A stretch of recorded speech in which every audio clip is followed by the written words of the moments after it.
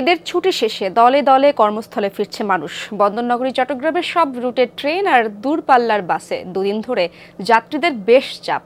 কেউ পরিবার নিয়ে চট্টগ্রামে ফিরছেন, আবার কেউ যাচ্ছেন অন্য শহরে। সবার মধ্যে কর্মস্থলে ফেরার তাড়া। স্যান্ডেলিনা সো, রূপচর্চায় আভিজাত্য। সকাল থেকে চট্টগ্রাম রেল স্টেশনে আসা সব ট্রেনের চিত্র এমন।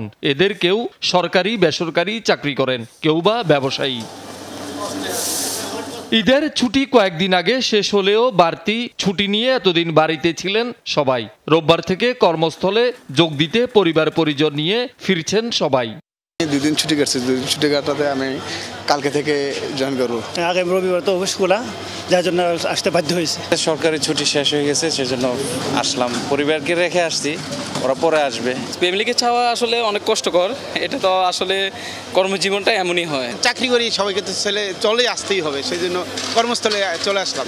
জীবিকাটা নিয়ে আসতেই হবে, এটা তো আসলে নিয়তি যেটা আর কি। ফিরতি যাত্রীর সংখ্যাও কম নয়। প্রিয়জনদের সাথে ঈদ উদযাপন শেষে জীবিকার তাগিদে চট্টগ্রাম ছেড়ে কর্মস্থলে যাচ্ছেন অনেকে।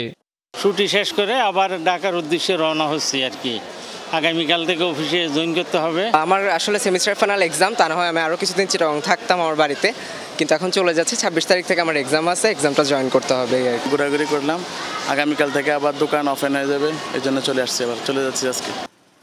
রেলপথের মতো সড়ক পথেও দুদিন ধরে চাপ বেশি। সব রুটের দূরপাল্লার বাস যাত্রীতে পরিপূর্ণ। কেউ চট্টগ্রাম ছেড়ে যাচ্ছেন, কেউ ফিরছেন কর্মস্থলে।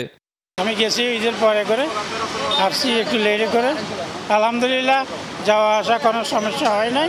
আজকে সন্ধ্যার আগে যাই পৌঁছাইতে হবে, আমার ওখানে জয়েন করতে হবে আর কি। শহীদুল সুমন, যমুনা নিউজ, চট্টগ্রাম।